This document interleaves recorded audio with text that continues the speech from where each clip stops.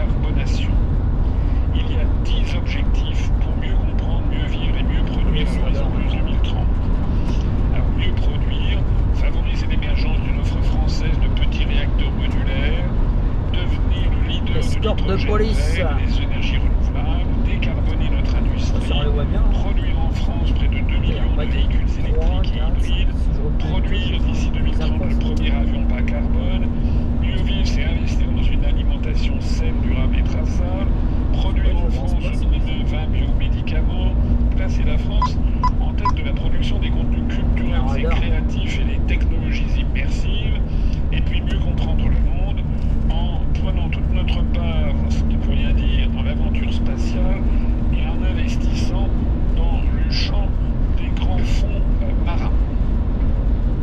Alors comme on le voit, c'est un programme à la française, on dirait un jardin de Le Nôtre à Versailles, c'est les jardins à la française, tout ça est présenté d'une façon avec des points 1, des points 2, des programmes 1, des programmes 2. Ce qui est tout à fait étonnant dans cette histoire, c'est que Macron a lancé ce programme en mélangeant les choux et les carottes, ou les torchons et les serviettes. Bon, parce que mettre dans le même programme avec 54 milliards d'euros sur 5 ans, ce qui ne fait même pas 11 milliards d'euros par an, ce qui n'est pas une somme mirobolante si on veut relancer toute l'industrie française. Je rappelle que le même nous a dépensé 600 milliards d'euros pour confiner les Français de rien faire pendant le Covid.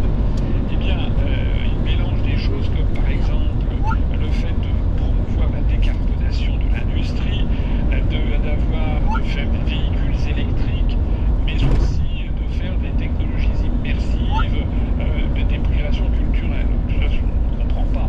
On ne comprend pas très bien. En fait, ça s'appelle du saupoudrage. C'est minable, ça prouve que ce n'est pas du tout un homme d'État qui est derrière tout ça, c'est quelqu'un qui essaie de faire plaisir avec une série de lobbies. Ce qui est d'ailleurs très grave au passage, c'est que Macron confond le problème de la réindustrialisation avec ce choix stratégique des technologies futures. La France et l'Europe ont fait le choix de développer des véhicules électriques. Donc normalement on dépense de l'argent pour faire des véhicules électriques pour que la France devienne leader. Comme vous le savez, c'est en train de tourner d'une part à la catastrophe parce que nous serons toujours beaucoup moins rentables que les productions françaises seront toujours beaucoup moins compétitives que les productions chinoises dans ce domaine.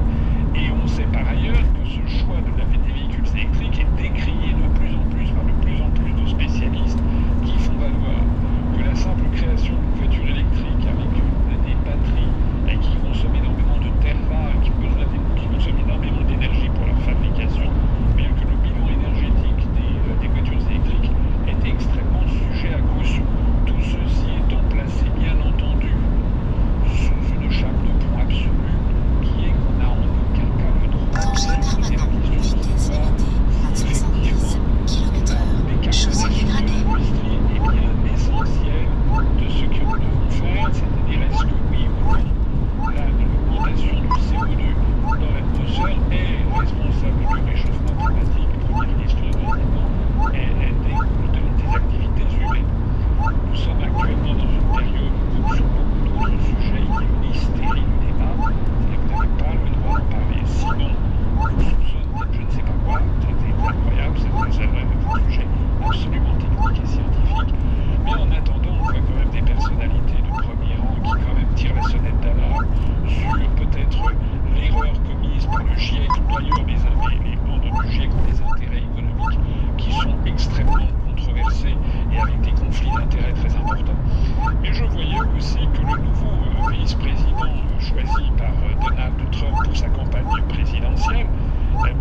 Vance, n'a pas froid aux yeux et s'est moqué de l'Union européenne et des pays de l'Union européenne en disant que les pays de l'Union européenne étaient prêts tous à se précipiter sur la décarbonation et pendant ce temps-là, ils étaient en train de louper le coche de la modernisation de l'économie. Voilà.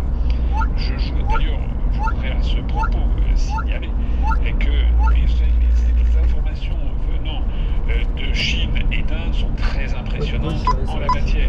On a appris au cours des dernières semaines, des derniers jours, d'une part que la Chine vient d'annoncer le lancement du premier réacteur commercial